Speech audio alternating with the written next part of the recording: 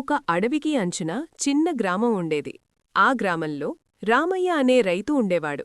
అతనికి ఎంతో ఇష్టమైన తెల్లటి ఆవు ఉండేది. ఆ ఆవు పేరు గంగ.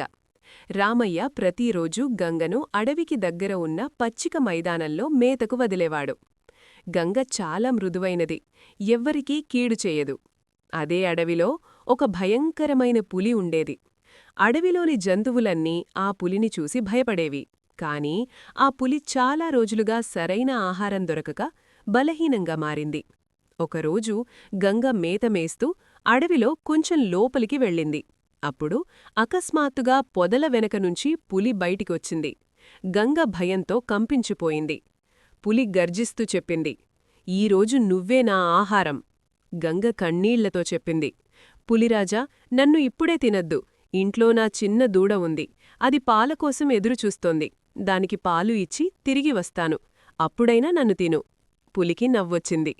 "జంతువులు మాట నిలబెట్టుకుంటాయా? నువ్వు తిరిగి వస్తావా?" అన్నది.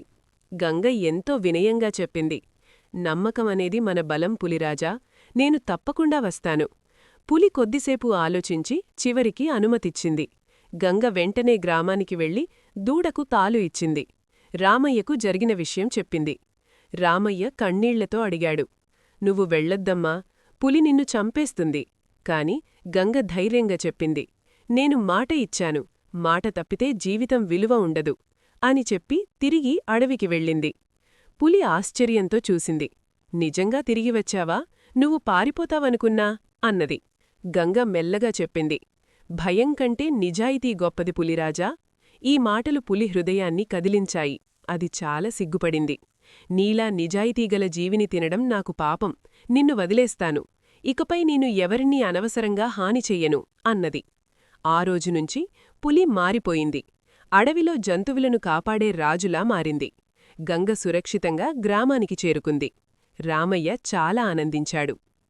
ఈ కథలో నీతి: నిజాయితీ, మాట నిలబెట్టుకోవడం భయానికైనా మార్పు తేగలదు.